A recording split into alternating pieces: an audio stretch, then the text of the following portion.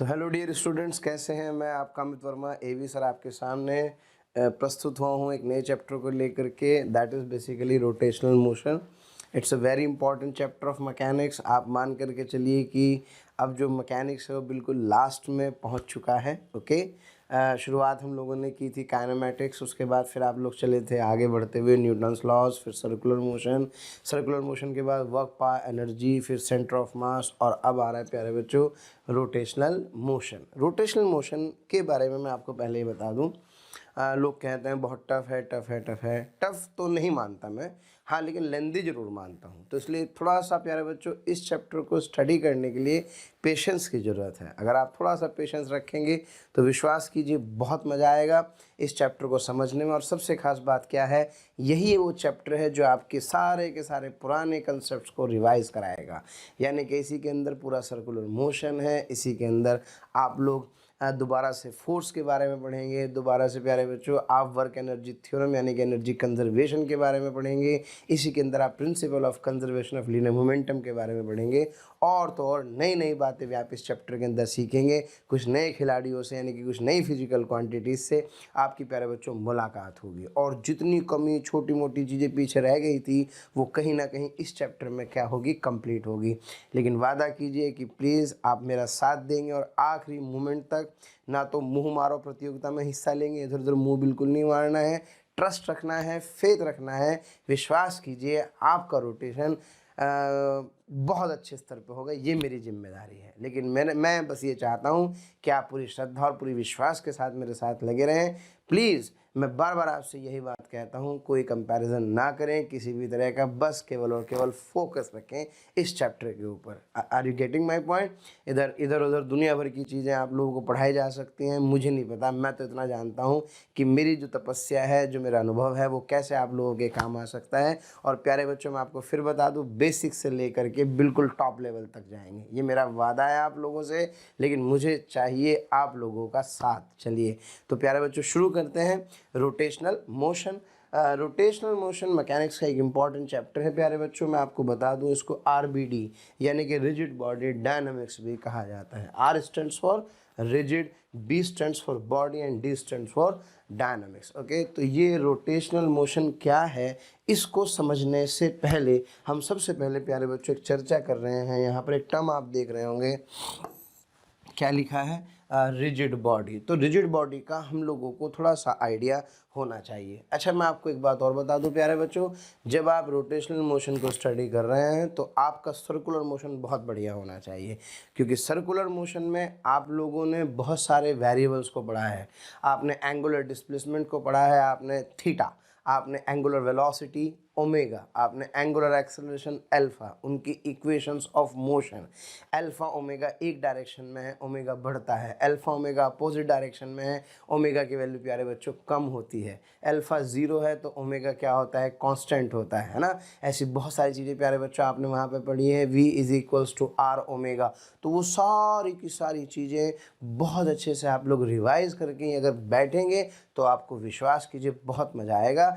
Initially तो वही chapter आपको इस वाले चैप्टर से कहीं ना कहीं क्या करने वाला है प्यारे बच्चों, कनेक्ट करने वाला है।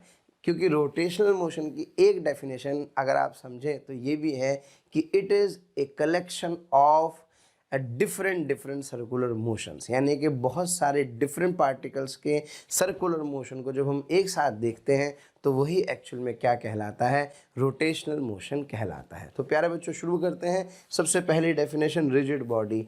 रिजिड बॉडी एक्चुअल में क्या होती है, क्यों पढ़ते हैं रिजिड बॉडी, और रिजिड बॉडी डायनामिक्स हम लोग यहाँ पे जो टर्म यूज़ कर रहे हैं इसका एक्चुअल में क्या मीनिंग है। तो आइए प्यारे बच्चों सबसे पहले डेफिनेशन पढ़ते हैं रिजिड बॉडी की। नाम से ही पता लग रहा है रिजिड बॉडी है ना। रिजिड बॉडी प्यारे बच्चों एक ऐसी बॉडी होती है जिस बॉडी के पार्टिकल्स के बीच का सेपरेशन कभी भी चेंज नहीं होता है। ओके, एक ऐसी बॉडी प्यारे बच्चों जिसके लिए आप आश्वस्त रहें कि इसके किन्हीं भी दो पार्टिकल के बीच का डिस्टेंस कभी भी चेंज नहीं होने वाला है, यानी कि this distance d is always constant. Okay, ऐसी अगर कोई बॉडी जिसके दो पार्टिकल्स के बीच का डिस्टेंस हमेशा क्या रहे, कांस्टेंट रहे, क्या कहलाती है प्यारे बच्चों? रिजिड बॉडी कहलाती है। आप इसको और किसी एग्जांपल से भी समझ सकते हैं। जैसे मान लीजिए मैं आपसे कहूँ कि भाई this is a chain, okay. अब अगर आप ध्यान से देखें तो इसके दो पर्टिकुलर पॉइंट्स हैं, ये दो पॉइंट्स हैं, ये वाला और एक ये वाला। इनके बीच की डिस्टेंस क्या है प्यारे बच्चों? इसके बीच की डिस्टेंस d है। ज़रा सोचो, अगर मैं इस वाले एंड को थोड़ा सा इधर ले जाऊँ और इस वाले एंड को इधर ले जाऊँ तो क्या ये वाला डिस्टेंस वैरी कर जाएगा? बिल्कुल वैरी कर जाएगा। क्या हम एक रिजिड बॉडी है? No sir. आप देखो हर पार्टिकल के बीच, पहले मेरे हाथों के बीच का डिस्टेंस ये था, अब मेरे हाथों के बीच का डिस्टेंस ये है, तो इसका मतलब we are not the rigid body. तो रिजिड बॉडी होने के लिए प्यारे बच्चों दो पॉइंट के बीच का सेपरेशन हमेशा क्या रहना चाहिए? फिक्स रहना चाहिए। और एग्जांपल देखते हैं। ये जो रॉड है, ये जो रॉड आप देख रहे हैं, ये रॉड ये इस एक्सिस के अबाउट घूम रही है, वो अलग बात है, लेकिन ज़रा ध्यान से देखें, क्या इसके भी इन दो पॉइंट्स के बीच का डिस्टेंस कभी चेंज होगा? नहीं सर, इन दोनों पॉइंट्स के बीच का डिस्टेंस कभी भी चेंज नहीं होगा। तो प्यारे बच्चों, ऐसी बॉडी जिनके दो पॉइंट्स के बीच का डिस्टेंस कभी चेंज नहीं होता क्या कहलाती है?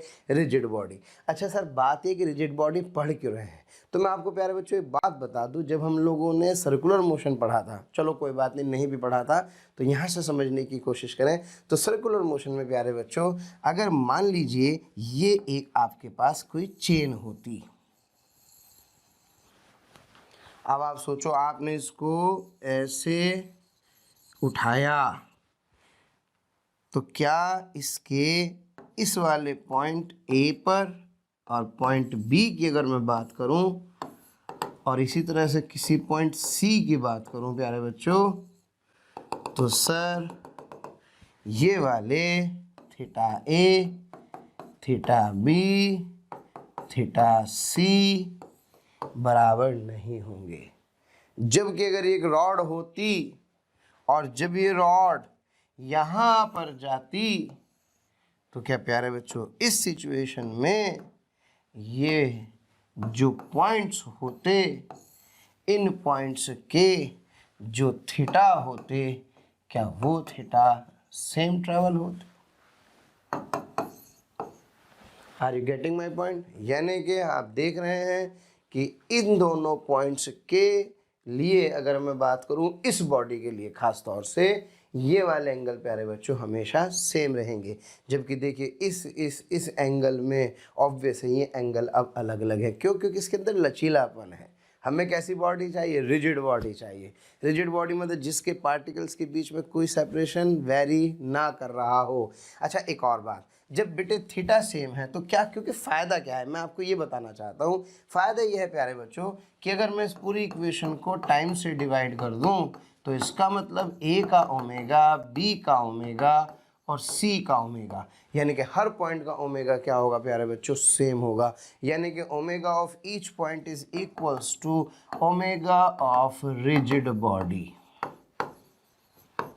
Are you getting my point? तो ये कह देना कि यार कोई बॉडी का, किसी रिजिड बॉडी का ओमेगा, ये हालांकि हमने सर्कुलर मोशन में भी पढ़ा था, याद करो जब मैरी गो राउंड के बारे में बात की थी। फिर भी ध्यान से समझें, अगर किसी रिजिड बॉडी, कोई रिजिड बॉडी ओमेगा से घूम रही है तो इसका मतलब उसका हर पॉइंट किससे घूम रहा होगा? हर पॉइंट सेम ओमेगा से घूम रहा होगा। और अगर कोई रिजिड बॉडी किसी अल्फा एंगुलर एक्सेलरेशन से घूम रही है तो ये भी कंफर्म है कि इसके हर पॉइंट का अल्फा वही होगा जो कि प्यारे बच्चों इस रिजिड बॉडी का होगा। क्या मेरी बात क्लियर है? जबकि यहाँ पे ऐसा नहीं है, यहाँ पे थीटा अलग अलग है, थीटा अलग अलग है, तो मैं कह सकता हूँ कि यहाँ पर प्यारे बच्चों जो ओमेगा हैं वो ओमेगा भी अलग अलग होंगे। Is that clear? इसी तरह से हर पॉइंट का अल्फा भी क्या होगा? अलग अलग होगा। क्लियर है? तो आप चाहते हैं कि किसी पूरी की पूरी बॉडी का जो ओमेगा वो उसके हर पार्टिकल का ओमेगा रहे, वो तभी संभव है जबकि ये सारे ये पॉइंट्स अपनी जगह पर ही बने रहें, इनके बीच का सेपरेशन हमेशा क्या रहे प्यारे बच्चों, फिक्स रहे। एक और बहुत इंपॉर्टेंट प्रॉपर्टी है, मैं आपको बताना चाहता हूँ, जो हम लोगों ने पढ़ी है, फिर एक बार समझें। हाँ प्यारे बच्चों, अगर मैं आपसे कहूँ कि ये एक रिजिड बॉडी है, इस रिजिड बॉडी के अंदर, हाँ भाई ध्यान देना प्यारे बच्चों, इस रिजिड बॉडी में ये वाला पॉइंट है जिसकी वेलोसिटी माना va है, और ये पॉइंट प्यारे बच्चों b है जिसकी वेलोसिटी vb है। अगर ये वाला एंगल थीटा हो और ये वाला एंगल प्यारे बच्चों फाई हो, तो क्या va का जो ये कंपोनेंट होगा कितना होगा, होट फटफड़ाइए सर, इसकी वैल्यू होगी va कॉस थीटा। क्या मेरी बात क्लियर है बेटे? ओके, हाँ जी। क्या ये वाला होगा सर va साइन थीटा? प्यारे बच्चों समझ में आ रही है बात? ओके, इसी तरह से हाँ जी, अगर बात करूं इस vb के कंपोनेंट्स की, तो क्या इस vb के जो कंपोनेंट होंगे ये होगा बेटे vb कॉस फाई, और ये कंपोनेंट होगा vb साइन फाई। अब सोचो कंस्ट्रेंट रिलेशनशिप से, क्या ये एक रिजिड बॉडी है? Yes sir. अगर ये रिजिड बॉडी है तो क्या ये डिस्टेंस डी ए और बी पॉइंट के बीच का फिक्स रहना चाहिए? बोलो बेटे। Yes sir. इसका मतलब अगर ये डिस्टेंस फिक्स रहना चाहिए इन दोनों पॉइंट्स के बीच का, तो क्या ये एक रिजिड बॉडी है? Yes sir. अगर ये रिजिड बॉडी है तो क्या इसके इन दोनों पॉइंट्स के बीच का डिस्टेंस फिक्स रहना चाहिए? तो प्यारे बच्चों यहाँ से एक बहुत इंपॉर्टेंट प्रॉपर्टी हम लोग इस रिजिड बॉडी के लिए सीखना और समझने वाले हैं, क्या कि अगर ये रिजिड बॉडी के दो पॉइंट्स थे, ये कौन सा था ए, ये कौन सा था बेटे बी, इधर की तरफ था va कॉस थीटा, इधर की तरफ था va साइन थीटा, हाँ जी, इस डायरेक्शन में था vb कॉस फाई, और इस डायरेक्शन में था हाँ जी vb साइन फाई। बोलो बेटा। अब according to the question, according to the definition, क्या ये डिस्टेंस d हमेशा एक फिक्स डिस्टेंस है? क्यों? क्योंकि अगर ये एक रिजिड बॉडी होगी तो d हमेशा फिक्स होगी। तो सर इसका मतलब that va cos theta is equals to vb cos phi, है ना भाई, कंस्ट्रेंट रिलेशनशिप से। लेकिन इससे एक बात अच्छे से समझने वाली है, क्या बहुत इंपॉर्टेंट पॉइंट है, मज़ा आएगा बेटे, ध्यान से समझिएगा। क्या इंपॉर्टेंट पॉइंट है समझने वाला? अगर मैं ए पर बैठ जाऊं, यानी कि विद रिस्पेक्ट टू ए देखूं, तो बेटे विद रिस्पेक्ट टू ए सब बच्चों ने वेलोसिटी को उल्टा करके ऐड करने का तरीका सीखा था। तो with respect to A what you will see, sir मुझे दिखाई देगा इधर की तरफ vb cos फाई, ओके, ये वाला उल्टा होके इधर चला गया, यानी कि this would be va cos theta, okay, और बेटे ये वाला va साइन थीटा, और प्लस में हाँ जी ये वाला भी ऐसे चला जाएगा, इसके पास आ जाएगा, यानी कि प्लस vb साइन फाई। क्या मेरी बात क्लियर है? और क्या रिजिड बॉडी है? ये दोनों बराबर हैं, ये दोनों बराबर हैं, क्यों? क्योंकि इनके बीच का सेपरेशन कभी चेंज होने वाला नहीं है। तो अगर ये इतना ही रहेगा तो इसके लिए क्या ये दोनों बराबर है, तो क्या ये कैंसिल हो गए? अगर ये कैंसिल हो गए प्यारे बच्चों, तो क्या इस ए के अबाउट देखने पर ऐसा लग रहा होगा कि ये पार्टिकल कैसे पाथ पर मूव कर रहा है? सर ये सर्कुलर पाथ पर मूव कर रहा होगा। VBA है ना भाई, VBA परपेंडिकुलर, ये देखो रिलेटिव से, और ये एंगल कितने डिग्री है? Wow 90 degree. तो इसका मतलब क्या ये पार्टिकल सर्कुलर पाथ पर घूम रहा है? Yes sir. तो एक बड़ी प्यारी प्रॉपर्टी है क्या कि रिजिड बॉडी के एक पॉइंट पर बैठ करके दूसरे पार्टिकल का मोशन सर्कुलर दिखाई देता है। क्या दिखाई देता है? सर्कुलर दिखाई दे रहा है। देखो जरा फटाफट से, क्या जरा देखो फटाफट से, क्या ए पर बैठ गए तो ए पर बैठ करके वेलोसिटी इस डायरेक्शन में आ रही है, तो ऐसा लग रहा है जैसे पार्टिकल सर्कुलर पाथ पर जा रहा है। तो प्यारे बच्चों एक बहुत इंपॉर्टेंट पॉइंट था रिजिड बॉडी का। आइए एक बार फिर से चर्चा करते हैं रिजिड बॉडी के ऊपर। हाँ भाई, रिजिड बॉडी एक ऐसी बॉडी जिसके दो पार्टिकल के बीच का जो सेपरेशन है वो हमेशा क्या रहता है? फिक्स। आप डेफिनेशन लिख भी सकते हैं, है ना भाई? क्या डेफिनेशन लिख सकते हैं? डेफिनेशन लिख सकता हूँ कि distance between two points always constant.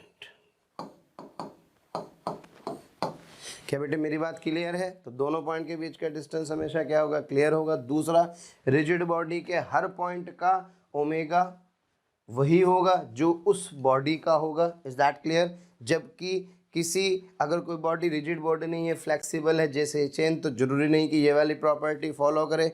दूसरी इंपॉर्टेंट प्रॉपर्टी जो रिजिड बॉडी की सर ने बताई है क्या, कि आप अगर रिजिड बॉडी के किसी एक पॉइंट पर बैठ करके किसी दूसरे पॉइंट को देखेंगे प्यारे बच्चों, तो ये इसका जो पाथ होगा वो पाथ कैसा होगा? सर्कुलर होगा। क्या मेरी बात क्लियर है? यस, यानी कि path of one particle with respect to other particle for a rigid body is always a circular। आशा करता हूँ प्यारे बच्चों मेरी बात समझ में आप लोगों को आ गई होगी। तो ये हमें अच्छे से समझना है। अच्छा, इसमें मैं आपको एक छोटी सी बात ये बता दूँ, आप लोगों ने वहाँ ओमेगा रिलेटिव कैलकुलेट किया था, याद है आपको omega relative? Yes sir. Circular path में, तो सर्कुलर पाथ में जब आपने ओमेगा रिलेटिव कैलकुलेट किया था तो that omega relative is equals to, हाँ बेटे, क्या v relative perpendicular upon length of line joining.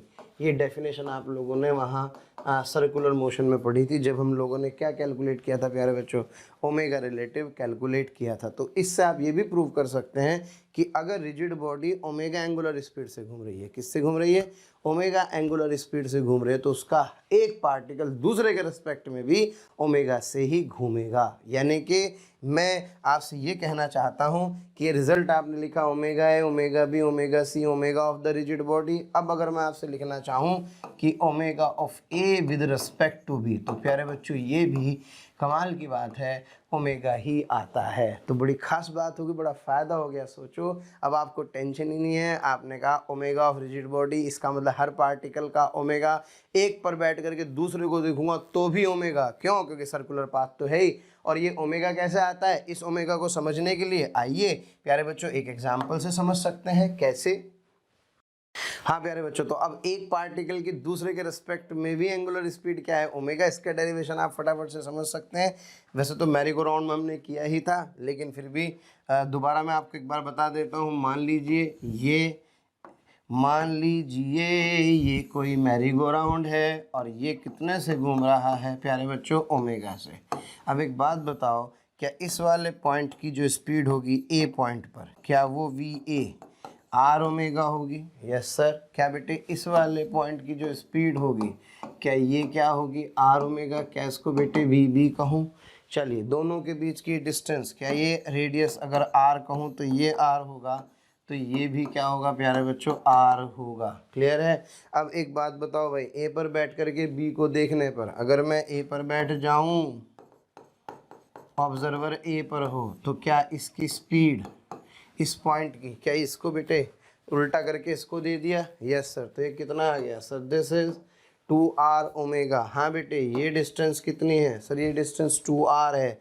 तो यहाँ से जो ओमेगा रिलेटिव होगा दैट ओमेगा, हाँ जी, omega of B with respect to A is this B, V A B perpendicular upon, क्या बेटे इसे 2r से डिवाइड कर दूंगा। तो अगर आप इसे सॉल्व करेंगे तो क्या सॉल्व करने के बाद it comes out to be 2r omega by 2r छम्मा छम्मा, तो क्या ये भी तो ओमेगा ही आ रहा है। तो आप एक पॉइंट के रिस्पेक्ट में किसी की भी देखेंगे हमेशा ओमेगा ही आएगी। इसके रिस्पेक्ट में निकाल के देखना, मज़ा आएगा। ओके, क्योंकि ये जब आप यहाँ से इसको देखोगे तो भी ये कितने से घूम रहा होगा? ओमेगा से ही घूम रहा होगा। तो प्यारे बच्चों, आपकी जो ये रिजिड बॉडी है, इस रिजिड बॉडी की खास बात है क्या कि इसके हर पार्टिकल का ओमेगा, हर पार्टिकल का अल्फा, हर पार्टिकल का थीटा क्या रहता है, सेम। और तो और एक पॉइंट पर बैठ करके दूसरे पार्टिकल का भी ओमेगा वही होता है जो ओमेगा ऑफ रिजिड बॉडी होता है। आशा करता हूँ प्यारे बच्चों रिजिड बॉडी समझ में आ गई होगी। और ये सब क्यों हुआ, ये सब इसलिए हुआ क्योंकि सर ने आपको जब ये बताया कि भाई ये डिस्टेंस फिक्स रहती है तो ये वेलोसिटी बराबर हो गई, तो ये छम्मा छम्मा हो गई। जब ये कैंसिल हो गई तो क्या केवल ये बचेगी। तो इसका मतलब इस पर बैठ करके क्या इसका पाथ आपको सर्कुलर दिखाई दे रहा है। लेकिन ये तभी है जब ये डिस्टेंस फिक्स है। ये डिस्टेंस तभी फिक्स है जब ये दो वेलोसिटी बराबर हैं। और जब ये दो वेलोसिटी बराबर हैं तभी तो प्यारे बच्चों ये कैंसिल हो जाएगा। नहीं समझ में आया, ये कहानी है। तो आशा करता हूँ ये एक इम्पॉर्टेंट पॉइंट था जिस पे आपने चर्चा की मेरे साथ कि रिजिड बॉडी क्या है। रिजिड बॉडी एक ऐसी बॉडी है जिसमें distance between the 2 points always remains constant. Is that clear? हाँ प्यारे बच्चों, फिर कमाल की बात यह है कि रिजिड बॉडी के हर पॉइंट का थीटा, ओमेगा, अल्फा क्या रहता है, सेम रहता है। जबकि अगर कोई बॉडी रिजिड बॉडी नहीं है, फ्लेक्सिबल है, तो उसके थीटा, ओमेगा, अल्फा क्या होते हैं, डिफरेंट होते हैं। प्यारे बच्चों ये इसका प्रूफ था जिससे हमने पता लगाया कि इस पर बैठ करके इसका पाथ कैसा दिखाई देता है, सर्कुलर दिखाई देता है। और फिर इसके बाद ये इस बात का प्रूफ था कि एक पार्टिकल का ओमेगा दूसरे के रिस्पेक्ट में भी ओमेगा ही आता है। क्या क्लियर है? तो आशा करता हूँ ये बात प्यारे बच्चों आपको समझ में आई होगी। आइए बढ़ते हैं आगे। प्यारे बच्चों अब तक की कहानी किसकी थी, रिजिड बॉडी की कहानी आप लोगों को समझ में आए। अब हम लोग बात करते हैं टाइप्स ऑफ मोशन की। प्यारे बच्चों मैं आपको बता दूं, जब आप आरबीडी यानी कि रिजिड बॉडी डायनामिक्स यानी कि रोटेशनल मोशन पढ़ रहे हैं तो मैं आपको बता दूं उसमें एक इम्पॉर्टेंट सेक्शन है जिसमें हम लोग पढ़ेंगे टाइप्स ऑफ मोशन। तो आप ध्यान रहे 3 तरह के मोशन को यहाँ पे क्या करेंगे, स्टडी करने वाले हैं। Okay, the motion 1 is basically translational motion. Translational motion, okay, this is the क्या है ये। हालांकि अब तक आप ट्रांसलेशनल मोशन ही पढ़ते हुए आए थे। ओके, अभी फ़िलहाल इस पर और डिटेल में चर्चा करेंगे। फिलहाल पहले टाइप समझते हैं। दूसरा पढ़ेंगे प्यारे बच्चों आप रोटेशनल मोशन। Rotational motion. और तीसरा जो इम्पोर्टेंट पार्ट आप जो यहाँ पे स्टडी करेंगे प्यारे बच्चों, वो आप स्टडी करने वाले हैं combined translational plus rotational motion.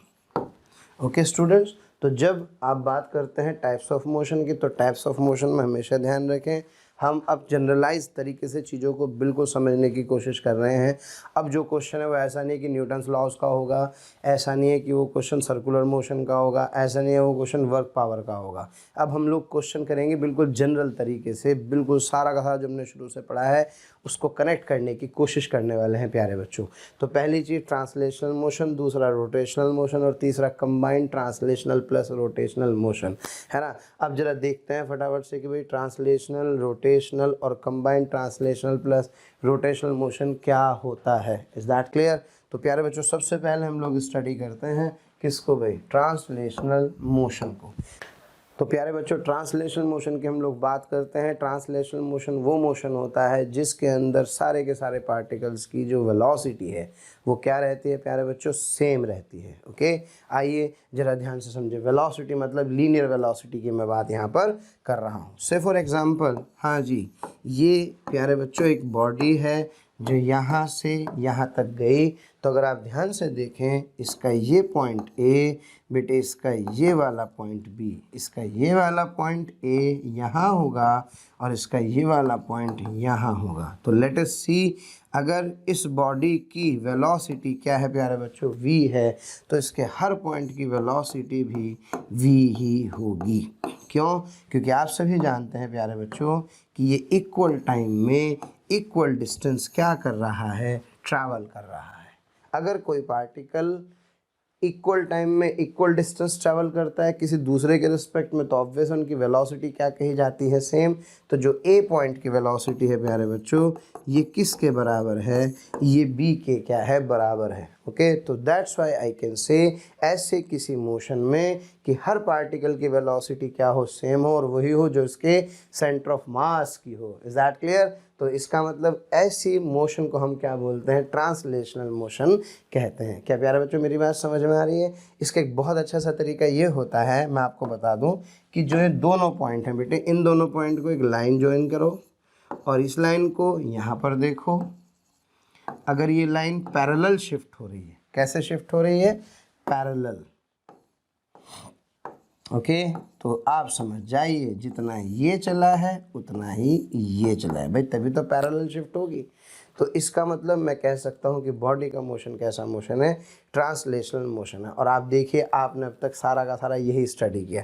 अच्छा सर, अगर पाथ इसका स्ट्रेट ना हो करके थोड़ा सा अलग तरह से हो, अलग तरह से कैसे? हाँ बिल्कुल, आप ऐसे भी समझ सकते हैं। मान लीजिए इस पाथ पर ये बॉडी क्या कर रही है प्यारे बच्चों, मूव कर रही है। तो ये देखो ये बॉडी यहाँ पर मूव कर रही है, इसकी वेलोसिटी कितनी है, v। हाँ जी, v क्या है, कांस्टेंट है। अब जरा समझने की कोशिश करें, कोई दिक्कत नहीं है। यहाँ पे भी आप इस बात को देखें, क्या ये इन दो पॉइंट को जोड़ने वाली लाइन है, क्या ये इन दोनों पॉइंट को जोड़ने वाली लाइन है? बिल्कुल सही बात है। ज़रा बताइए क्या ये पैरेलल शिफ्ट हो रही हैं?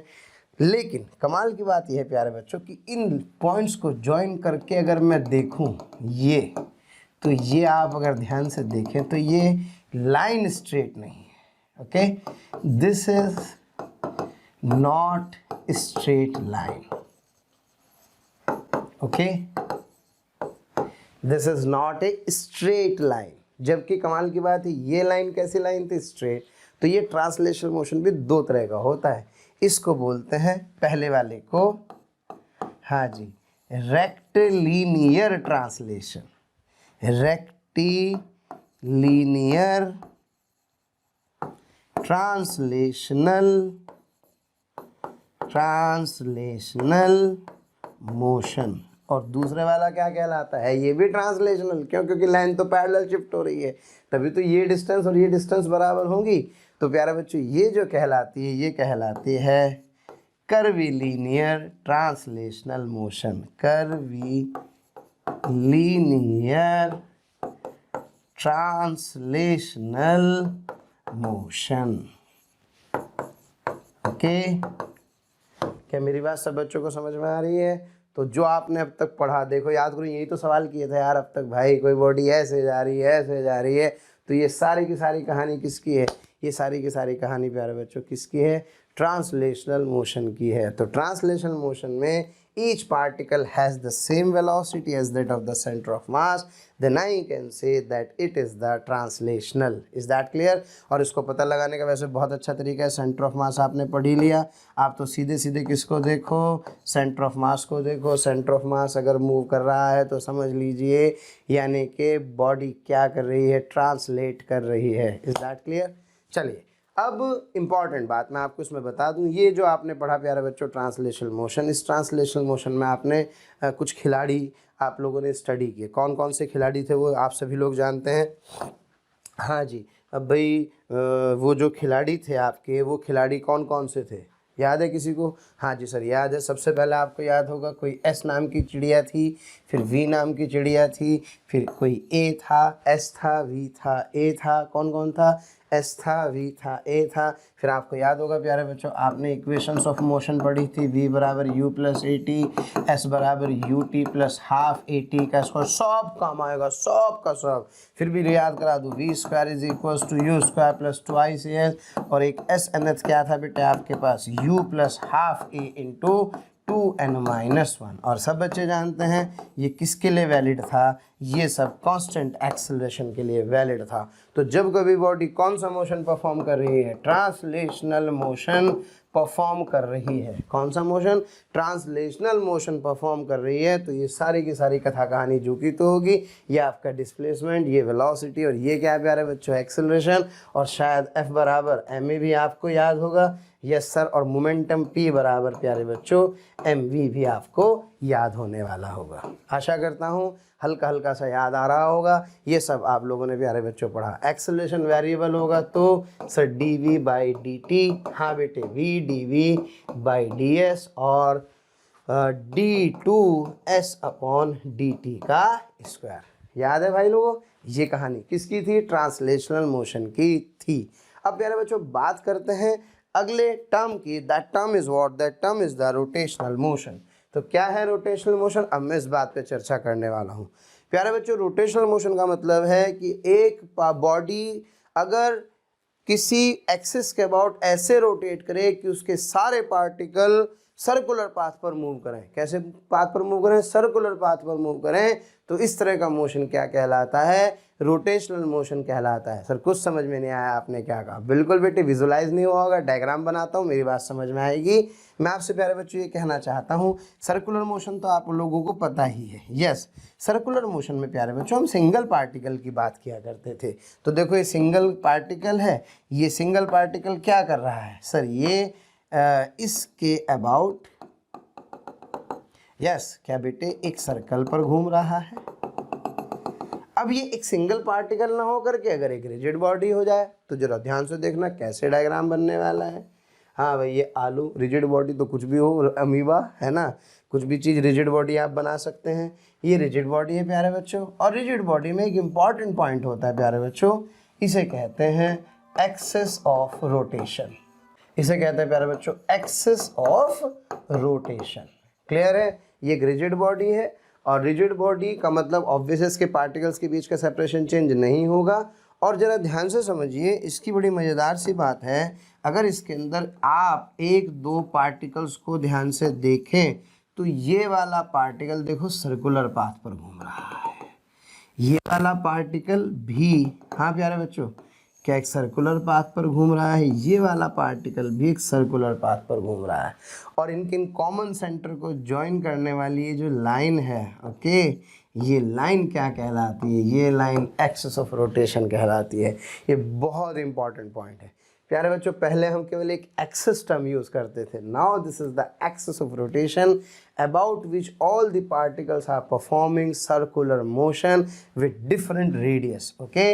तो अलग अलग रेडियस के अगर पाथ पर सारे के सारे पार्टिकल क्या कर रहे हो? सर्कुलर मोशन कर रहे हो किसी कॉमन एक्सिस के अबाउट, तो ऐसे मोशन को हम क्या कहते हैं प्यारे बच्चों?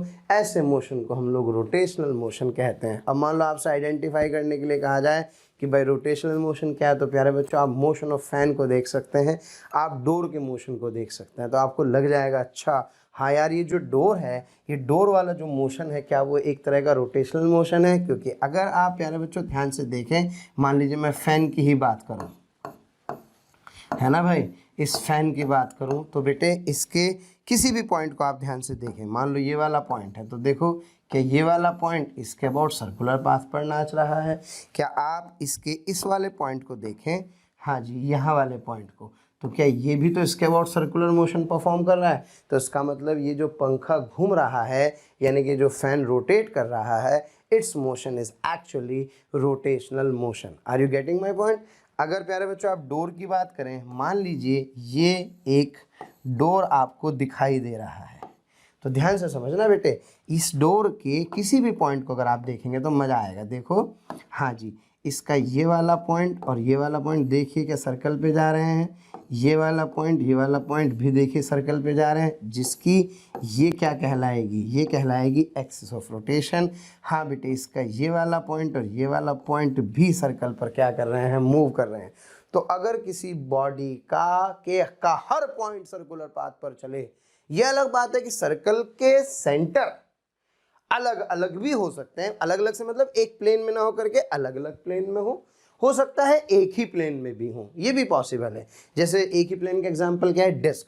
अगर मैं एक डिस्क को प्यारे बच्चों रोटेट करा रहा हूँ किसी सर्कुलर पाथ पे, तो अगर आप ध्यान से देखेंगे तो इसमें जो एक्सिस आपकी होगी, क्या ये एक्सिस यहाँ से पास हो रही है और इसके सारे के सारे पार्टिकल देखो एक ही प्लेन में और एक ही कॉमन सेंटर के अबाउट क्या कर रहे हैं प्यारे बच्चों?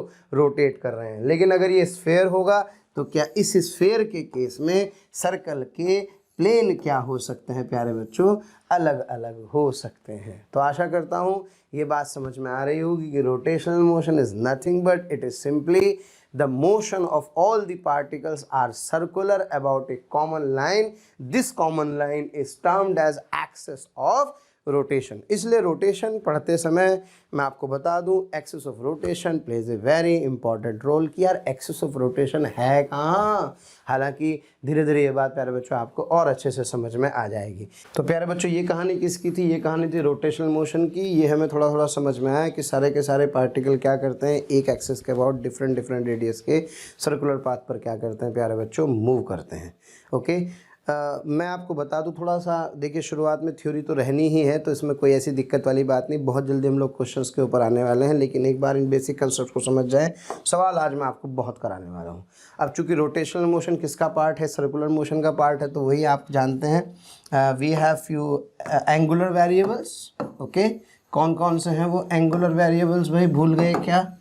No sir. हाँ जी बेटे, क्या क्या सर? थीटा, ओमेगा, अल्फा, और इनकी इक्वेशंस ऑफ मोशन भी आप लोगों को शायद याद होंगी। हाँ भाई, पहली इक्वेशन जल्दी बताओ क्या थी sir? Omega is equals to omega naught plus alpha T.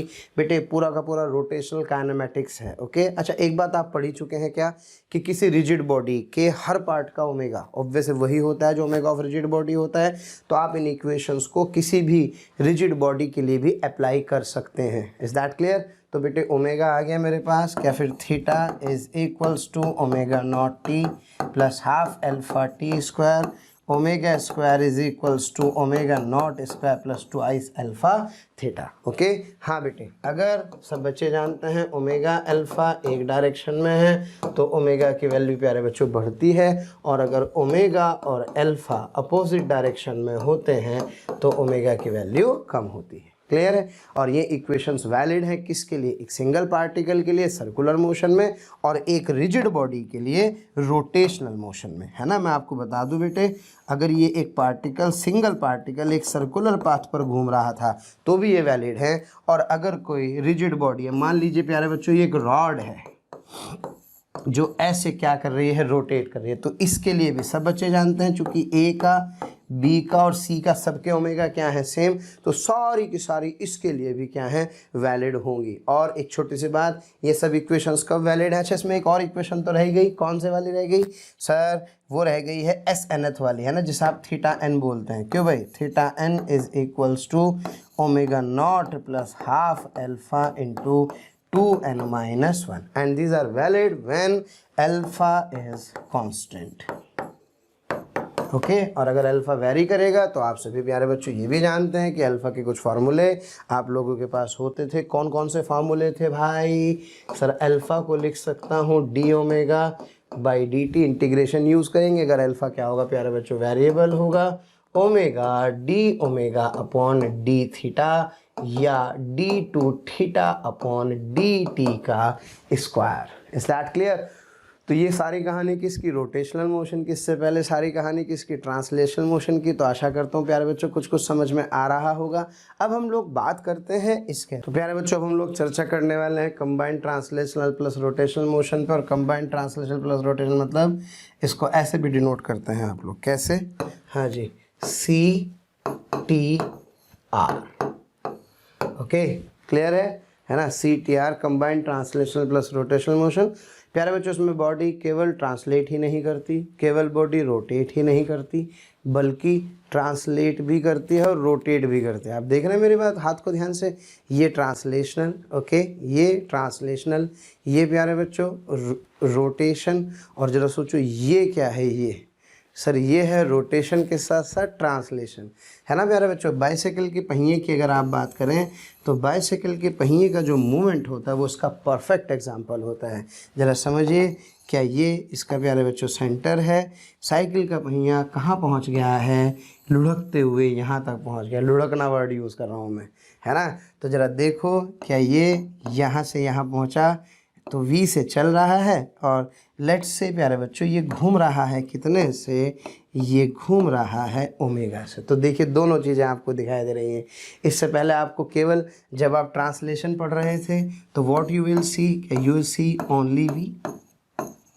Okay, जब आप प्यारे बच्चों रोटेशन देख रहे थे तो यू सी ओनली ओमेगा, लेकिन अगर आप यहाँ पे देखें प्यारे बच्चों तो यहाँ पे आप लोगों को इसका v भी दिखाई दे रहा है और साथ में ओमेगा भी दिखाई दे रहा है। तो इन दोनों का जो कंबाइंड एफर्ट है v और ओमेगा का, यही आपका क्या कहलाता है, combined translational plus rotational motion कहलाता है। हालांकि अभी इस पर ज़्यादा चर्चा ना करें क्योंकि इस पर विस्तृत चर्चा हम यहीं पर करेंगे। उससे पहले थोड़ा सा रोटेशनल मोशन को अच्छे से समझिए, थोड़े से सेंटर ऑफ मास के कंसेप्ट को ट्रांसलेशन मोशन से कनेक्ट करने की कोशिश कीजिए, तभी जाके इसको ज़्यादा बढ़िया पढ़ाने का मज़ा आएगा। फिलहाल आप समझ गए कोई भी चीज़ क्या कर रही है, सर घूम तो रही और साथ में चल भी रही है, यानी कि दोनों मोशन का कॉम्बिनेशन क्या कहलाता है, combined translational plus rotational motion कहलाता है।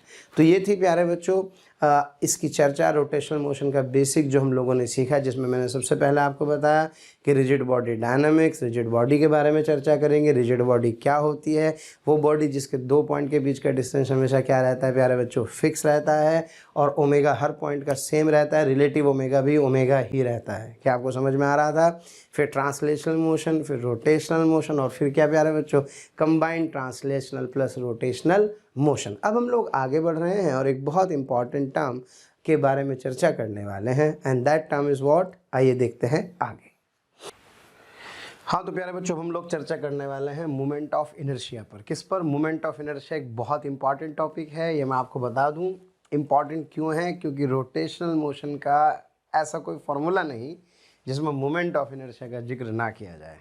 अच्छा, ऐसी कोई क्वांटिटी बताइए पिछले वाले चैप्टर्स में जो बहुत इंपॉर्टेंट थी, जो अक्सर बहुत सारे फार्मूलों में पूछी जाती थी। यस, मास। आपको याद होगा प्यारे बच्चों, मास की जब हम लोग बात करते थे, चाहे वो F=ma हो, ओके, कहीं भी किसी भी जगह पर हम चलते थे तो बिना मास के अपना काम चलने वाला नहीं था। तो यहाँ पर प्यारे बच्चों मैं अब चर्चा करने वाला हूँ एक ऐसी क्वांटिटी की जो एक बहुत इंपॉर्टेंट रोल प्ले करती है। बस आप ये समझ लीजिए, जो रोल मास प्ले करता था ट्रांसलेशनल मोशन में, वो role moment of inertia play करता है रोटेशनल मोशन में। चला एक बार प्यारे बच्चों मैं आपसे जानना चाहता हूँ, यार बताओ, क्या जो काम डिस्प्लेसमेंट का था ट्रांसलेशनल मोशन में, क्या वो काम थीटा का था रोटेशनल मोशन में? जो काम वेलोसिटी करती थी क्या वो ओमेगा करता था? जो काम ए करता है क्या वो यहाँ पर अल्फा करता था? प्यारे बच्चों, जो काम अब यहाँ पर m करता है, तो ज़रा सोचो वो इम्पॉर्टेंट काम यहाँ पर कौन करेगा? ये क्वांटिटी मोमेंट ऑफ इनर्शिया करेगी। अच्छा, वैसे भी आप समझ रहे होंगे इनर्शिया, इनर्शिया आपने जब पढ़ा था तो इनर्शिया पढ़ा था, मास से रिलेट करता था, याद आ रहा है आपको? यहाँ मोमेंट ऑफ इनर्शिया मतलब कहीं रोटेशन की फील आ रही है। तो जो रोटेशनल इनर्शिया है, इस रोटेशनल इनर्शिया को हम क्या कहते हैं? मोमेंट ऑफ इनर्शिया कहते हैं। और जो ट्रांसलेशनल इनर्शिया है उसको हम क्या कहते हैं? उसको हम प्यारे बच्चों मास कहते हैं। याद होगा आप लोगों को कि a body is at rest, it will be at rest, a body is in motion, it will be in motion until unless no external force acting on the body। इस तरह से प्यारे बच्चों वहाँ चलने की बात थी, यहाँ घूमने की बात है। If a body is free to rotate about an axis, अगर कोई बॉडी किसी एक्सिस के अबाउट घूमने के लिए फ्री है,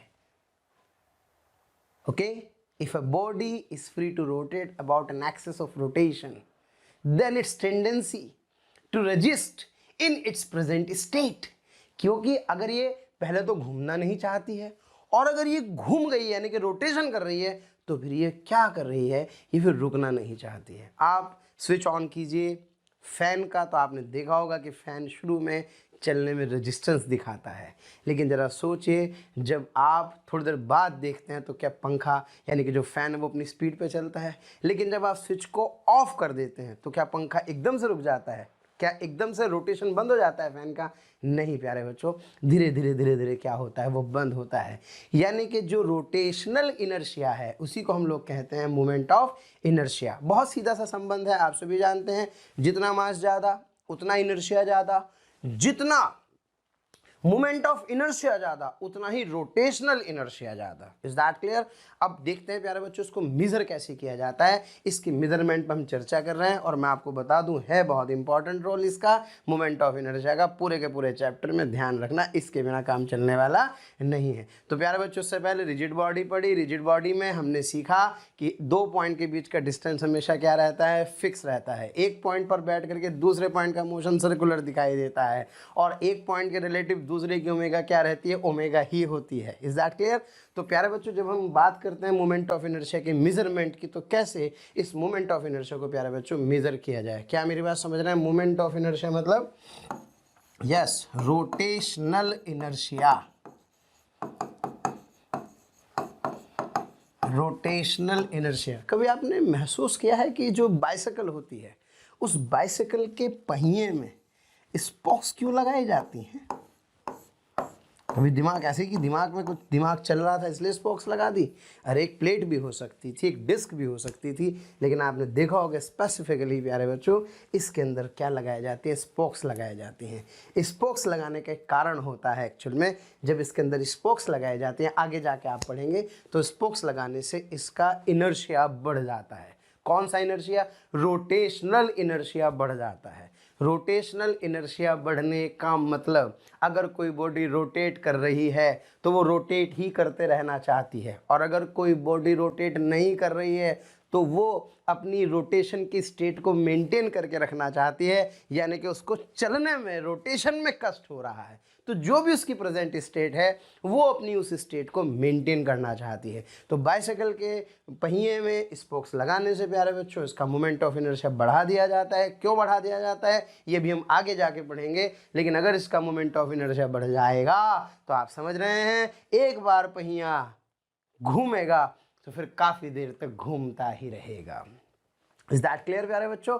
तो ये इसलिए शुरू में साइकिल के पैडल को जब आप मारते तो आपको थोड़ी सी पावर ज़्यादा लगानी पड़ती है, लेकिन once the wheel get started into rotational motion then it wants to maintain its state of rotational motion. Is that clear? This is nothing but this is simply movement of inertia. प्यारे बच्चों इसको आई से क्या करते हैं, denote करते हैं, और इसका वही काम होता है रोटेशनल मोशन में जो मास का कहाँ होता है, ट्रांसलेशनल मोशन में होता है। आप ध्यान दें, kinetic energy half mv², potential energy gravitational mgh, F बराबर सोचो ma, कहाँ कहाँ नहीं हो तुम।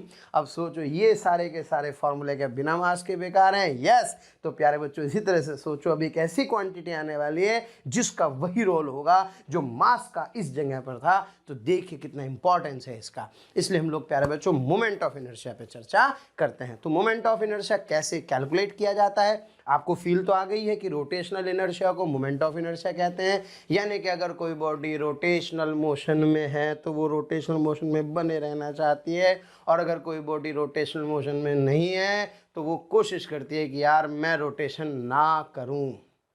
Is that clear? चलिए प्यारे बच्चों, तो कैसे मोमेंट ऑफ इनर्शिया हम लोग क्या करेंगे, कैलकुलेट करेंगे, इस पर हम लोग क्या करते हैं, चर्चा करते हैं। हाँ प्यारे बच्चों, अब हम लोग मोमेंट ऑफ इनर्शिया तो समझ गए। रोटेशनल इनर्शिया को क्या कहते हैं, मोमेंट ऑफ इनर्शिया कहते हैं घूमना या घूमने की स्थिति में परिवर्तन का विरोध करना, है ना, समझ गए आप लोग। यानी कि अपनी रेजिस्टेंस किसकी, रोटेशनल स्टेट की, अगर रेस्ट पर है तो रेस्ट पर रहना चाहता है, और रोटेट कर रहा है तो रोटेट करते रहना चाहता है। आइए प्यारे बच्चों कैलकुलेट करते हैं कि मोमेंट ऑफ इनर्शिया को एक्चुअल में कैलकुलेट कैसे किया जाता है। सो स्टूडेंट्स, मैं सबसे पहले एक एग्जांपल से आपको समझाने की कोशिश करता हूँ कि let's say this is rigid body, और ये है प्यारे बच्चों इसकी एक्सिस ऑफ रोटेशन। ओके, इस एक्सिस ऑफ रोटेशन के अबाउट ये रिजिड बॉडी किसी ओमेगा एंगुलर स्पीड से घूम रही है। मैं मार्क कर लेता हूँ कुछ particular points. Let's say this point is m1, this point is m1, this is m2 and this is से m3। हाँ प्यारे बच्चों, ये m1 की डिस्टेंस एक्सिस से, ये m2 की डिस्टेंस, और ये जो डिस्टेंस है ये किसकी हो गई, m3 की हो गई। ओके, चूँकि रिजिड बॉडी ओमेगा से घूम रही है तो सब बच्चे जानते हैं रिजिड बॉडी का जो ओमेगा होगा वही उसके हर पार्टिकल का ओमेगा होगा। क्लियर है? ओके, अब प्यारे बच्चों अगर मैं आपसे कहूं कि इसका एक डायग्राम थोड़ा सा इस तरह से बना देता हूं, एक टॉप व्यू, तो टॉप व्यू में ये एक्सिस मुझे ऐसे दिखाई दे रही है। प्लीज़ आदत बना लें, ये एक्सिस आपको ऐसे दिखाई देगी, और ये पार्टिकल आपको m1 कुछ यहाँ, ओके, और m2 कुछ यहाँ, m3 कुछ यहाँ। तो अगर मैं m1 की बात करूं तो क्या ये जो m1 है, इस m1 क्या हो रहा है यार, शिट,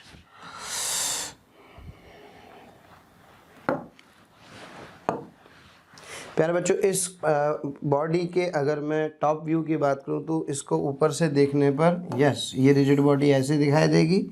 ये प्यारे बच्चों इसके एक्सिस है और मान लीजिए ये m1 है, तो देखिए ये जो डिस्टेंस है ऐसे होगी और इसका जो पाथ आपको सर्कुलर दिखाई दे रहा था लाइक दैट, वो कुछ ऐसे दिखाई देगा।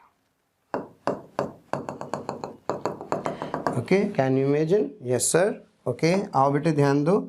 अब इस पॉइंट पर जो वेलोसिटी वेक्टर है वो v1 है, तो चूंकि रिजिड बॉडी का omega is same as that of all the particles, तो that v1 can be written as yes sir r1 omega. तो प्यारे बच्चों इसी तरह से जब v2 लिखोगे तो v2 के लिए डिस्टेंस कितने लिखोगे? r2। लेकिन यार ओमेगा तो बेटे इसका भी यही रहने वाला है, तो क्या मैं v2 को लिख सकता हूँ r2 ओमेगा, v3 को क्या लिख सकता हूँ sir r3 omega and so on. Is that clear? Now I want to write the kinetic energy of this system of particle. तो जब मैं सिस्टम ऑफ पार्टिकल की काइनेटिक एनर्जी लिखता हूँ तो सबसे पहले इस m1 की जो काइनेटिक एनर्जी है वो k1 क्या होगी sir? That is half m1 v1 का square, that is half yes m1, और v1 को क्या लिख सकता हूँ r1 ओमेगा का whole square, that is half m1 r1 square omega का स्क्वायर। क्या बेटे मेरी बात क्लियर है? यहाँ से हम ये सीख रहे हैं कि ओमेगा आपका सेम आएगा। What about k2?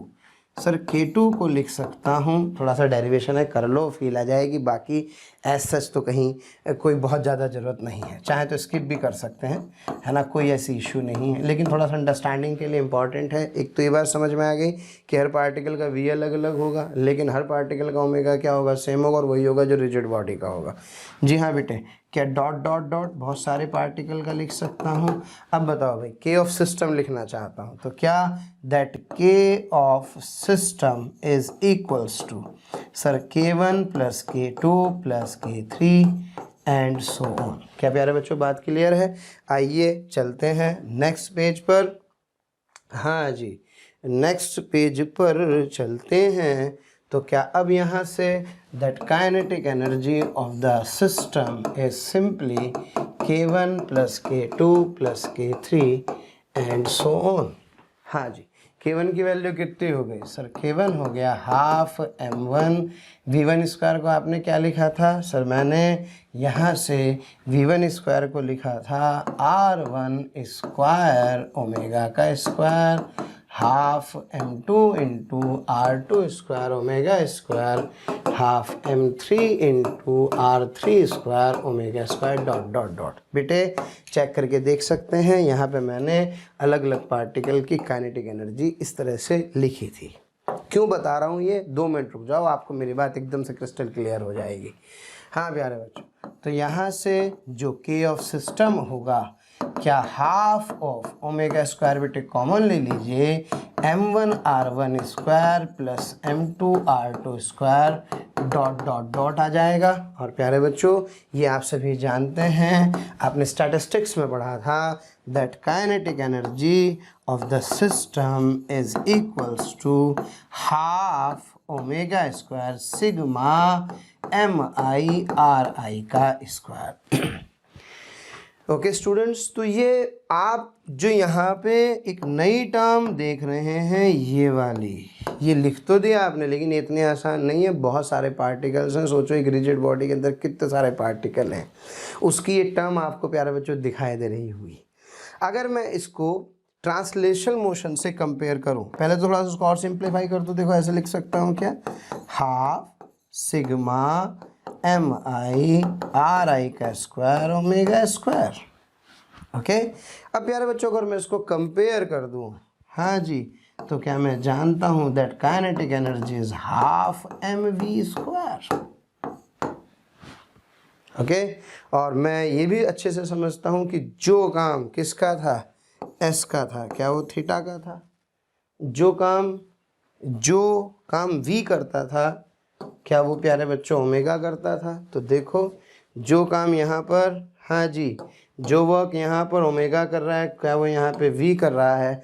तो जो ट्रांसलेशनल मोशन में m करता था वो यहाँ पर ये टर्म कर रही है, and this term is denoted by I, that is called as moment of inertia। इसी की प्यारे बच्चों अपने को खोज थी, यही अपने को अब तक चाहिए था, इसी के बारे में हम जनरल चर्चा कर रहे थे, यही हमें कैलकुलेट करना था।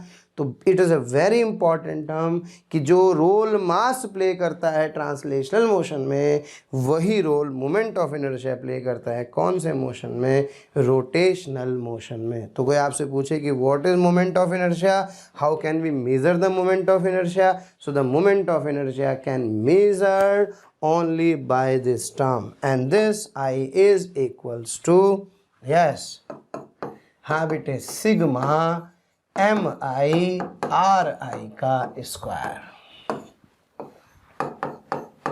ओके, ये I क्या कहलाता है, sorry, this I is called as MI, motion impossible नहीं, मोमेंट ऑफ इनर्शिया।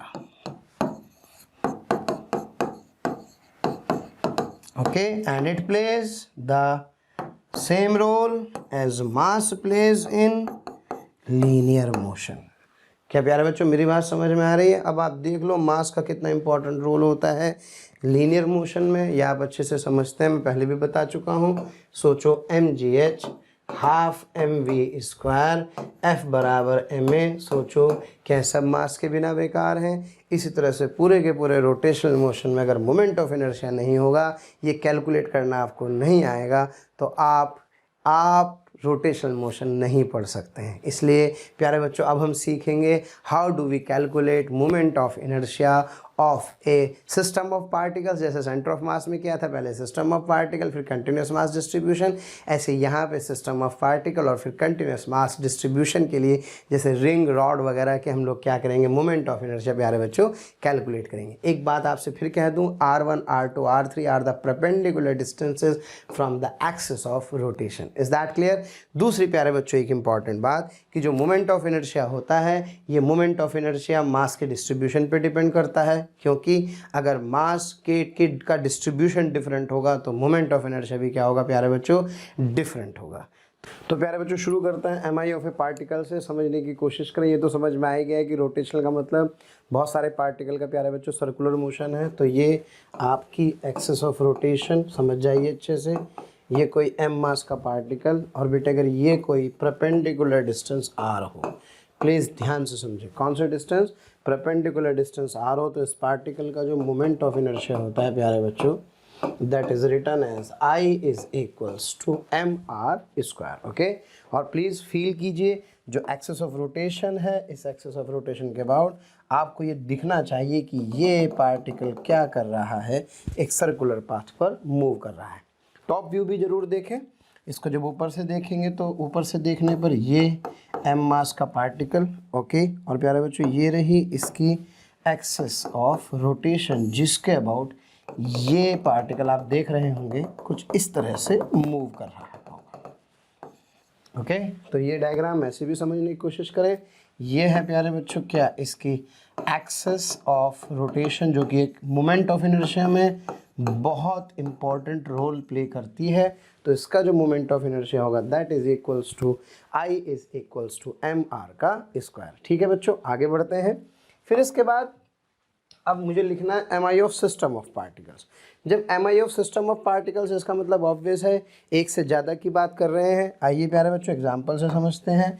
अगर मान लीजिए ये है एक पार्टिकल m1, ये है प्यारे बच्चों पार्टिकल m2, और ये रही इसकी axis of rotation. Is that clear?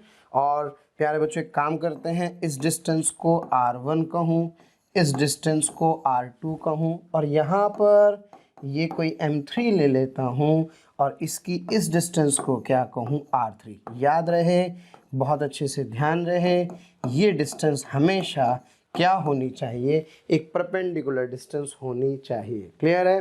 तो इस एक्सिस के अबाउट प्यारे बच्चों जो मोमेंट ऑफ इनर्शिया होगा वो m1 वाले पार्टिकल का क्या होगा सर, m1 वाले पार्टिकल का होगा m1 r1 का स्क्वायर। ओके, m2 वाले का क्या होगा प्यारे बच्चों, sir this is m2 r2 square. और भाई इसका क्या होगा तीसरे वाले का, सर इसका होगा m3 r3 का square. Is that clear? Moment of inertia एक ही एक्सिस पर है, तो इनको आराम से एडेड अप कर सकते हैं. So that total moment of inertia is the sum of these moment of inertias. तो I would be m1 r1 square plus m2 r2 square plus m3 r3 square. प्यार बार मैं आपसे प्यारे बच्चों एक ही बात बोल रहा हूँ. This r is what? This is the perpendicular distance from the axis of rotation to the particle. Is that clear? तो आपके पास मोमेंट ऑफ इनर्शिया निकालने का एक मेथड है. आप चाहें तो इसको क्या sigma m i r i का स्क्वायर भी लिख सकता हूँ. क्लियर है? ध्यान रहे ये मास नहीं है, लेकिन ये मास वाला ही रोल प्ले करता है. कहाँ पर? रोटेशनल मोशन में. इसलिए बहुत इंपॉर्टेंट है. जब तक आपको मोमेंट ऑफ इनर्शिया निकालना नहीं आएगा तब तक आप इन क्वेश्चंस को अच्छे से सॉल्व नहीं कर पाएंगे. आइए बढ़ते हैं आगे. हाँ बेटे, अगले सवाल की तरफ. क्वेश्चन आपकी स्क्रीन पर है. ये पार्टिकल जिसका मास 2 kg है, जिसकी डिस्टेंस यहाँ से कितने मीटर है? 2 मीटर. ये पार्टिकल 4 kg का है, जिसकी डिस्टेंस है 3 मीटर. आपसे कह रहा है इसका मोमेंट ऑफ इनर्शिया क्या कीजिए, कैलकुलेट. तो आपने कहा सर ये तो बहुत आसान सवाल हुआ. वाकई भाई बहुत आसान सवाल है बेटे. यस, ये एंगल कितने डिग्री है? 90. तो क्या ये परपेंडिकुलर डिस्टेंस है? So the moment of inertia of this system of particle is what? This I is equals to, हाँ बेटे इसका मास कितना है? सर इसका मास है 2 kg, डिस्टेंस 2 मीटर. क्या 2 इंटू 2 का स्क्वायर. यस, फिर इधर आ जाइए. हाँ बेटे, क्या 4 इंटू ये कितना है? सर ये आ जाएगा 3 का square. Okay, so that net moment of inertia is 2. हाँ बेटे, 4 into 9 is this be 8 plus 36. It comes out to be 44 kg metre square.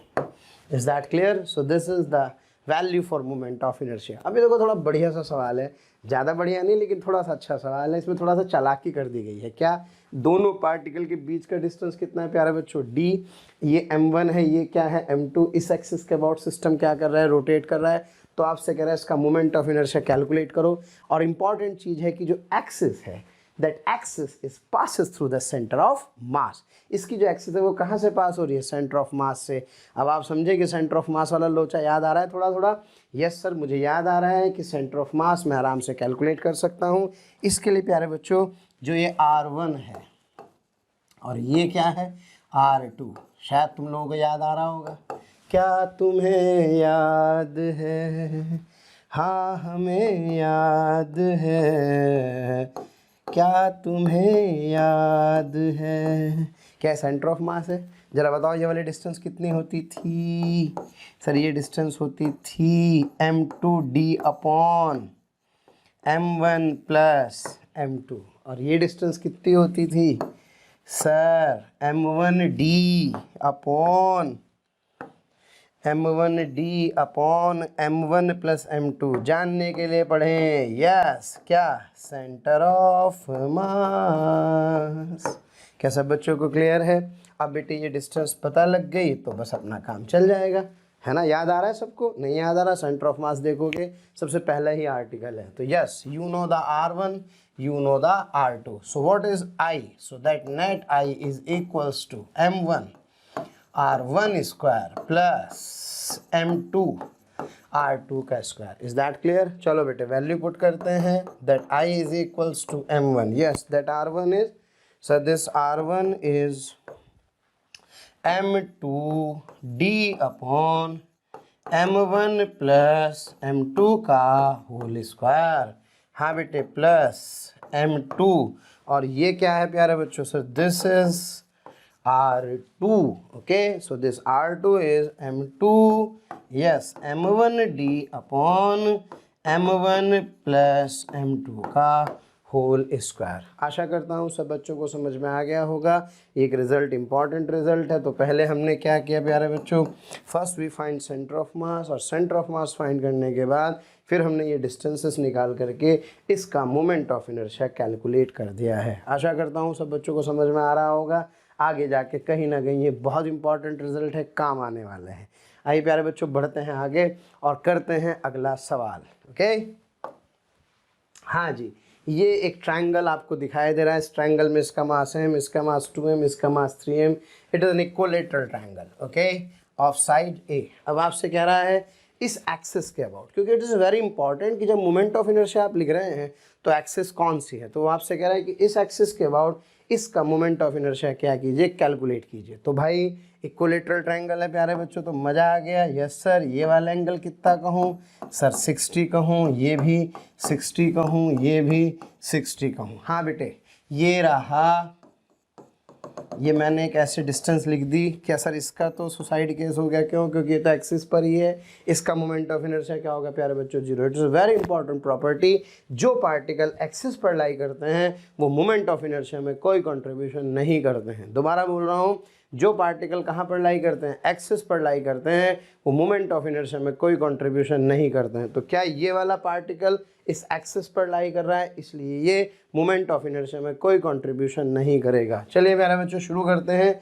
इससे पहले जरा एक बार ये बता दें कि क्या इसकी परपेंडिकुलर डिस्टेंस, क्या ये डिस्टेंस ए होगी और इसकी परपेंडिकुलर डिस्टेंस प्यारे बच्चों ये होगी। और क्योंकि ये साइड कितनी है ए, तो ये साइड होगी ए cos 60 डिग्री, अर्थात a/2। Is that clear? So this is the perpendicular distance from this particle 3m। तो आइए प्यारे बच्चों लिखते हैं फटाफट से इसका मोमेंट ऑफ इनर्शिया। तो इस सिस्टम का जो मोमेंट ऑफ इनर्शिया होगा that I is equals to, बेटे टफ और मतलब इजी कुछ नहीं होता। अगर बात भेजे में घुस जाए तो सारी चीज़ें आसान होती हैं, भेजे में ना घुस रही हो तो टफ हो जाती हैं। लेकिन प्यारे बच्चों मेरा ये मानना है, छोटी छोटी सीढ़ियों से चढ़कर ही बड़ी सीढ़ी पर पहुंचा जाता है। इसलिए इम्पॉर्टेंट ये है कि बात आपको समझ में आए। बहुत ज़्यादा घपड़ घपड़ करने से, हंगामा करने से कुछ नहीं होता। बहुत आराम से ठंडे दिमाग से कंसेप्ट को समझिए। आपको स्लो लग रहा है तो आपके पास स्पीड बढ़ाने का एक ऑप्शन है, आप उससे स्पीड बढ़ा सकते हैं। बाकी वैसे आपको टेंशन लेने की कोई ज़रूरत नहीं है, मैं सारे लेवल को अचीव करूँगा। आप देखना कि हम बेसिक से लेकर के टफ लेवल तक जाएंगे। और मैं आपसे पहली बार कह चुका हूँ कि थोड़ा सा पेशेंस हम लोगों को रखना होगा इस चैप्टर के अंदर। चलिए प्यारे बच्चों शुरू करते हैं। तो सबसे पहले इस m के बारे में क्या विचार है, वो मेरे बारे में क्या ख्याल है सर, जीरो। तो I इज इक्वल्स टू, हाँ बेटे, क्या m इंटू जीरो का स्क्वायर, यस। क्या बेटे दिस 2m इंटू a का स्क्वायर, क्योंकि ये डिस्टेंस कितनी है, यहाँ से यहाँ तक ये डिस्टेंस है प्यारे बच्चों है। अब इसके लिए 3m के लिए मुझे सिर्फ और सिर्फ परपेंडिकुलर डिस्टेंस का मतलब है, तो क्या ये डिस्टेंस प्यारे बच्चों a/2 आ गई है। So this is yes 3m into a/2 का whole square. Is that clear? So the moment of inertia of the system of particle is yes sir this is 0 plus 2ma का square और plus, हाँ बेटे, क्या plus 3m into a square by 4। So the answer is 2ma square plus 3ma square by 4। आशा करता हूँ सब बच्चे इसको ऐड कर लेंगे, तो ऐड करके इसका आंसर आ जाएगा। Is that clear? आइए बढ़ते हैं और बढ़िया बढ़िया सवालों की तरफ, अगले क्वेश्चन की तरफ। हाँ बेटा, अगला क्वेश्चन आप लोग देख रहे हैं, आप लोगों के सामने है। ये 4 पार्टिकल सिस्टम है। इसका मास कितना है m, इसका कितना है 2m, इसका मास कितना है 3m, इसका मास कितना है 4m। अरे भाई 3m तुम कहाँ दब गए हो कीज, चलो चलो चलो 3m अलग से लिख देता हूँ, है ना, ताकि ये और अच्छे से दिखाई दे जाए। वैसे सबको दिखाई दे रहा होगा। अब देखो बेटा, मोमेंट ऑफ इनर्शिया एक्चुअल में अलग अलग एक्सिस के अबाउट अलग अलग होता है। सिस्टम ऑफ पार्टिकल तो सेम ही है, ये एक स्क्वायर है, ओके। और इस स्क्वायर की साइड क्या है प्यारे बच्चों, this is the square of side A. आपसे कह रहा है I1, I2 और I3, I4 की वैल्यू क्या कीजिए, कैलकुलेट कीजिए। अब जरा सोचो, ये मास कितना है 4m, ये है m, ये है कितना 2m और ये कितना है 3m। ये एक्सिस के about moment of inertia I1 है, इस एक्सिस के अबाउट मोमेंट ऑफ इनर्शिया इस वाली के अबाउट I2 कहा गया है, इस वाली एक्सिस के अबाउट I3। बेटे ये जो I3 है ये इसके मिड से पास हो रही है, मैं आपको पहले ही यहाँ पर मेंशन कर देता हूँ, ओके। यस, इसके कहाँ से पास हो रही है, मिड से पास हो रही है। अब आपसे कह रहे हैं यार इसका सिस्टम का मोमेंट ऑफ इनर्शिया कैलकुलेट कीजिए डिफरेंट डिफरेंट एक्सेस के अबाउट, मजा आने वाला है। I1, I2, I3, I4। चलो फटाफट से कॉपी पेंसिल उठाओ, स्टार्ट हो जाओ इस क्वेश्चन को सॉल्व करने के लिए। चलिए करते रहिएगा। आइए प्यारे बच्चों फटाफट से शुरू करते हैं। मास कितना है m, इसका मास 2m, इसका मास 3m, इसका मास कितना प्यारे बच्चों 4m। 4 एक्सिस आपको दिखाई दे रही हैं। पहली एक्सिस ये रही, दूसरी एक्सिस कहाँ है आपकी सर, ये रही, तीसरी एक्सिस आपकी प्यारे बच्चों ये रही, चौथी एक्सिस आपकी ये रही। इन चारों एक्सिस के अबाउट आपको क्या कैलकुलेट करना है, इसका moment of inertia. So let's see इसका मोमेंट ऑफ इनर्शिया कैसे कैलकुलेट किया जाएगा। अब प्यारे बच्चों मैंने अलग अलग डायग्राम बना दिए हैं, तो अब आप इसको देखो, बहुत समझदार हैं। हाँ जी, किस किस के सुसाइड केस हो गए सर, ये वाला एक्सिस पर है, इसका मोमेंट ऑफ इनर्शिया क्या हो गया 0। क्यों?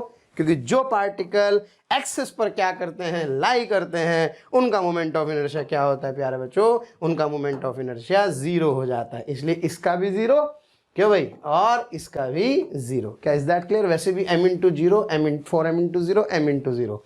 अब बेटा देखो 3m, हाँ जी, ये डिस्टेंस कितना है a, बेटे ये डिस्टेंस कितना है a, क्योंकि स्क्वायर ऑफ साइड क्या था, a था। तो प्यारे बच्चों यहाँ से इस सिस्टम का जो मोमेंट ऑफ इनर्शिया हो जाएगा that is 3m into a square plus 2m into a square, यानी कि that I1 is equals to 5m into a square is the answer for this particular question. Is that clear? चलिए अब बच्चों आगे बढ़ते हैं। इस वाली एक्सिस की बात कर रहा हूँ। अब ये सिस्टम देखो ऐसे रोटेट कर रहा है, कैसे रोटेट कर रहा है, ऐसे। आपको फील आनी चाहिए इस एक्सिस के अबाउट रोटेट कर रहा है। तो जरा सबसे पहले बताओ इसका मोमेंट ऑफ इनर्शिया कितना हुआ, जीरो। इसका भी कितना हुआ, जीरो। क्यों? क्योंकि दोनों पार्टिकल एक्सिस पर लाई कर रहे हैं। अब बताओ भाई ये वाली जो डिस्टेंस है प्यारे बच्चों, ये डिस्टेंस कितनी है? सर ये डिस्टेंस है a, और बेटे ये वाली जो डिस्टेंस है, क्या ये डिस्टेंस b है a? Is that clear? तो इसका जो मोमेंट ऑफ इनर्शिया इसके अबाउट होगा, इसके अबाउट जो moment of inertia that I2 is equals to, हाँ बेटे 2m इंटू ए का स्क्वायर और प्लस क्या m इंटू ए का square. Yes, so it comes out to be 3ma square. क्या दोनों सिस्टम अगर आप देखें तो एक ही हैं, लेकिन एक्सिस ऑफ रोटेशन अलग अलग हैं। तो क्या एक्सिस ऑफ रोटेशन अलग अलग होने पर मोमेंट ऑफ इनर्शिया अलग अलग होता है। इसलिए ध्यान रखना कि मोमेंट ऑफ इनर्शिया अलग अलग एक्सिस ऑफ रोटेशन के अबाउट अलग अलग होता है। आगे बढ़ते हैं। अभी दो पार्ट बच रहे हैं प्यारे बच्चों। हाँ, एक I3 था, आपको याद होगा उस वाले डायग्राम में। मैं आपको एक बार फिर वो वाला डायग्राम रिपीट कर देता हूँ। क्या था वो डायग्राम? हाँ भाई, हाँ भाई चचा, देखो क्या ये I3 था? Yes sir. क्या बेटे ये वाला I4 था? तो अब इन दोनों क्वेश्चंस को फटाफट से करने वाले हैं। आइए देखें। हाँ जी, कमाल ही हो गया, टेक्नोलॉजी ने गजब चेंज किया है। आइए बेटे ये I3। क्या प्यारे बच्चों ये जो डिस्टेंस होगी क्या ये a/2 होगी? क्या ये जो डिस्टेंस होगी क्या वो a/2 होगी? क्या ये परपेंडिकुलर डिस्टेंस होंगी दोनों की? तो सर इस केस में जो I3 होगा that I3 is equals to, yes फटाफट से बता दो भाई सर, m इंटू a/2 का स्क्वायर, हाँ बेटे, प्लस 2m इंटू a/2 का स्क्वायर, हाँ बेटे, प्लस 3m इंटू a/2 का स्क्वायर और प्लस 4m इंटू a/2 का स्क्वायर। ओके, कैसा बच्चों को क्लियर है? सर तो बहुत आसान था, आप तो खामखा डरा रहे थे। थोड़ा सा शुरुआत में आसान है, बीच में चैप्टर चूँकि लेंदी होगा तो भारी हो जाएगा, लेकिन फिर वही वाली बात है प्यारे बच्चों, हमें मंजिल तक पहुंचना है। और मैं जब से चला हूं मेरी मंजिल पे नज़र है, मैंने कभी मील का पत्थर नहीं देखा। हमें केवल और केवल अपने डेस्टिनेशन पे प्यारे बच्चों ध्यान देना है। कितने माइल्स रह रहे हैं, बार बार अगर हम इसमें अपनी एनर्जी लगाएंगे तो मज़ा नहीं आएगा। इसलिए बस इंजॉय करते रहिए और धीरे धीरे प्यारे बच्चों आगे बढ़ते रहिए। क्या मेरी बात समझ में आ रही है? चलिए अब ये वाला क्वेश्चन आपका इंतजार कर रहा है। जरा बताओ किस किस के सुसाइड केस हो गए? सर 3m का moment of inertia zero, m का मोमेंट ऑफ इनर्शिया जीरो। क्यों? क्योंकि दोनों पार्टिकल एक्सिस पर लाई कर रहे हैं। क्या ये एक स्क्वायर है? Yes sir. अगर ये एक स्क्वायर है तो स्क्वायर की बड़ी प्यारी प्रॉपर्टी होती है कि क्या इसके डायगोनल 90 डिग्री पर होते हैं। Yes sir. तो प्यारे बच्चों इसका मतलब ये वाला एंगल 90 हुआ, ये वाला एंगल क्या हुआ? 90। लेकिन इस बार जो डिस्टेंस होगी that distance would be which one? Sir this distance is taken to be that R1 and this is to R2। क्योंकि सब बच्चे जानते हैं अगर सर्कुलर पाथ की बात करेंगे तो यही परपेंडिकुलर डिस्टेंस रिक्वायर्ड होगी। अब भाई ये परपेंडिकुलर डिस्टेंस निकालना आपके लिए तो बाएं हाथ का खेल है, इसलिए आप ही निकालें। सॉल्व करने पर R1 की वैल्यू आ जाएगी a/√2 और बेटे R2 भी आ जाएगा a/√2। क्लियर है? तो मोमेंट ऑफ इनर्शिया क्या हुआ इस एक्सिस के अबाउट? प्यारे बच्चों ये है I4, so that I4 is equals to 3m का 0, m का 0, 4m इंटू a/√2 का स्क्वायर प्लस, हाँ जी, 2m इंटू a/√2 का स्क्वायर। Is that clear? तो सॉल्व करेंगे तो आपके पास इसका मोमेंट ऑफ इनर्शिया आ जाएगा। सर ये बता दो एक बार a/√2 कैसा है, बताना है क्या? अरे यार क्या बात कर रहे हो। लो देखो हाँ बेटे, छोटा सा डाउट है प्यारे बच्चों, कोई बड़ी बात नहीं है, एक इम्पॉर्टेंट सा रिजल्ट है ना। आओ जरा देखें कि भाई ये अगर आपका कोई प्यारे बच्चों स्क्वायर है तो इस स्क्वायर में, हाँ जी बेटे, ये जो साइड है ये a/2 होगी, आधी हो जाएगी इसकी, है ना भाई। Yes sir. बेटे ये वाला एंगल 45 होगा। जब एंगल 45 होता है तो ये वाली साइड भी कितनी होगी, क्या a/2 ही होगी। अब बताओ भाई, क्या पाइथागोरस लगा सकता हूँ। Yes sir. तो क्या पाइथागोरस थ्योरम से ये डिस्टेंस क्या under the root of a/2 का स्क्वायर प्लस a/2 का स्क्वायर होगी। सो क्या सॉल्व करके a/√2 आ जाएगा। आशा करता हूँ समझ में आ रहा होगा। क्लियर है। तो ये थी प्यारे बच्चों मोमेंट ऑफ इनर्शिया की जर्नी।